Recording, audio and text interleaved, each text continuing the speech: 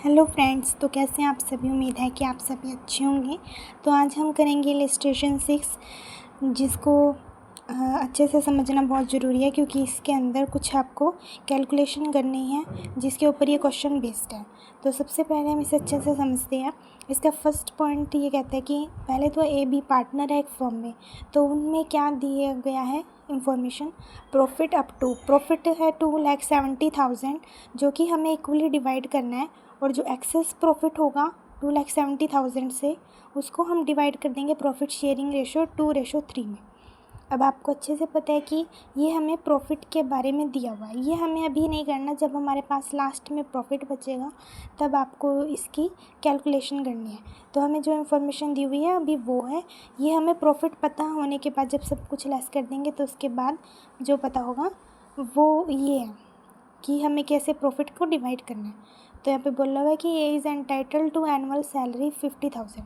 एक हकदार है एनुअल सैलरी यानी साल में मिलने वाली सैलरी 50,000 का।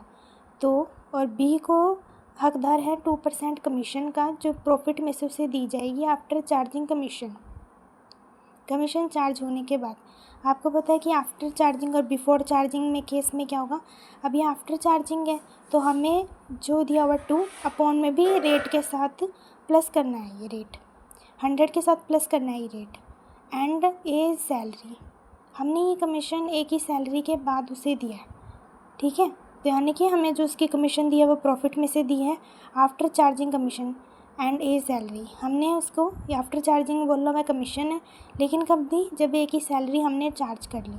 Profit before the year, profit हमें दिया हुआ है 3,76,400 before charging salary and commission.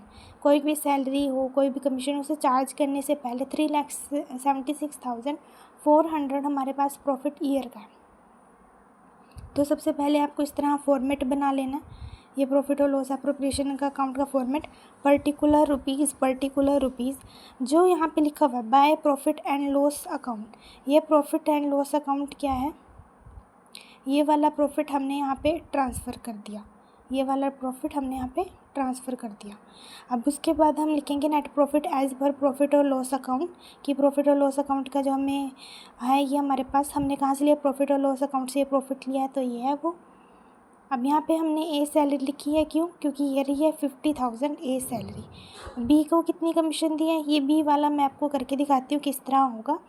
लेकिन एक ही सैलरी यहाँ पे 50,000 एज इट इज़ यहाँ पे लिखनी है, क्योंकि यहाँ पे कोई भी इंस्ट्रक्शन अलग से नहीं दिया हुआ। और एनुअली सैलरी वैसे है, अगर आपको पर एनम भी वैसे यही है। अगर आपको पर मंथ बोला जाता है या पर क्वार्टर होता है तब हम इसको मल्टीप्लाई करते 12 के साथ, अगर पर मंथ बोला होता और क्वार्टर हो तो 4 के साथ करते। लेकिन यहाँ पे एनुअली है तो यहाँ 50,000 हमने एज इट इज़ लिख दी है। अब मैं आपको इसके कमीशन की वर्किंग नोट में दिखाती हूँ। तो यहाँ पे मैंने लिखा है प्रॉफिट आफ्टर सैलरी के बाद जो हमारे पास प्रॉफिट होगा वो कितना होगा। पहले प्रॉफिट ये है, अब हमने कितनी सैलरी लेस की है, 50,000 सैलरी लेस की है। तो यहाँ पे हम 50,000 लेस कर देते हैं। 50,000 जब हमने लेस किया तो हमारे पास जो प्रॉफिट अब बचा है वो 3,26,400 हमारे पास प्रॉफिट बचा है। अब जो भी हम उसको कमीशन देंगे वो कमीशन हम इस प्रॉफिट में से उसको देंगे। अब हम लिख देंगे कि बी की कमीशन क्या देंगे। बी की कमीशन कितनी, ये प्रॉफिट लिखा कि कितना प्रॉफिट है और कितनी कमीशन है उसकी, 2% आफ्टर। तो 2 आफ्टर की बात है, 100 प्लस नीचे 2 प्लस होगा, यानी 100 प्लस रेट क्या हुआ, मैंने किया 100 प्लस रेट हमने प्लस किया इसमें, ठीक है। तो 3,26,400। अब मैं अगर इसको देखूँ तो मैं आपको सॉल्व करके दिखा देती हूँ।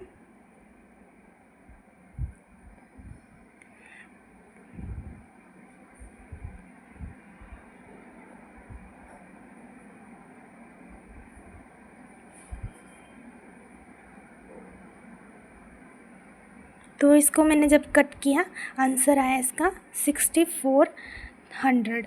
तो 6,400 हमें क्या है, इसकी कमीशन मिल गई। तो अब यहाँ पे देखिए 2B कमीशन कितनी है, 6,400, यहाँ पे आपकी बी की कमीशन आ गई। अब आपके पास जो प्रॉफिट बचा है आफ्टर उसको हम दिखाएंगे।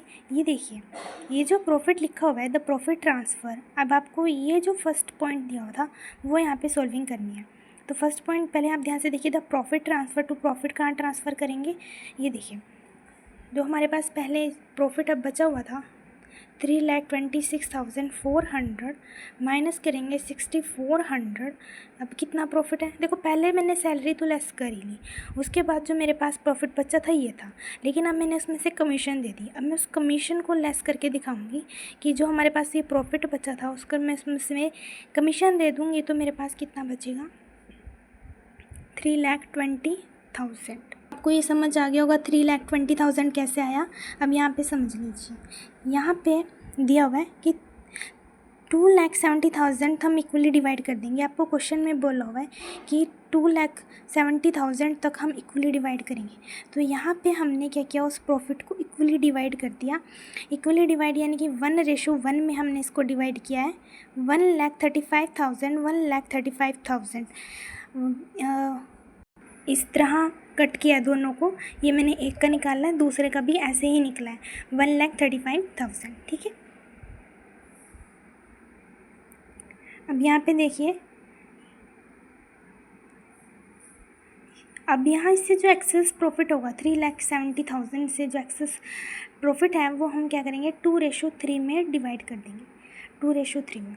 अब जैसे 1,30,000 मैंने अब जितना प्रॉफिट मेरे पास 3,20,000 बचा था, अगर मैं उसमें से 2,70,000 लेस कर दूँ तो उसके बाद मेरे पास बचेगा 50,000।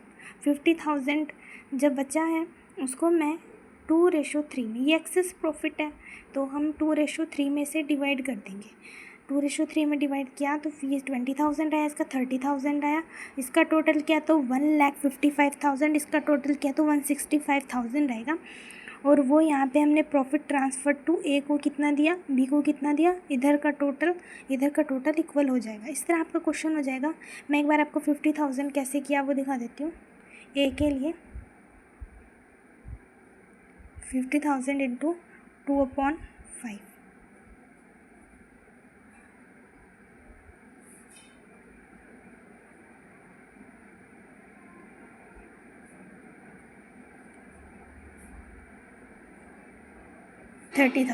Thirty thousand.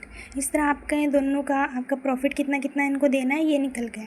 इस तरह आपका क्वेश्चन 6 कंप्लीट होता है, इलिस्ट्रेशन 6, जो कि हरियाणा बोर्ड के बच्चों के लिए बहुत इंपॉर्टेंट है, बिकॉज इलिस्ट्रेशन ही पेपर में एज इट इज़ पूछी जा सकती है और इलिस्ट्रेशन पर बेस्ड क्वेश्चन आपको मिल सकता है।